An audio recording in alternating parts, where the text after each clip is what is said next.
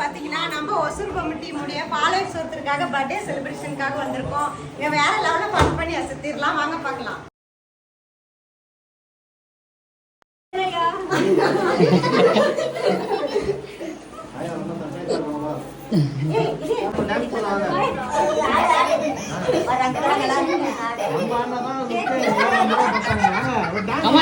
Balloon எல்லாம் முன்னாடி போடு.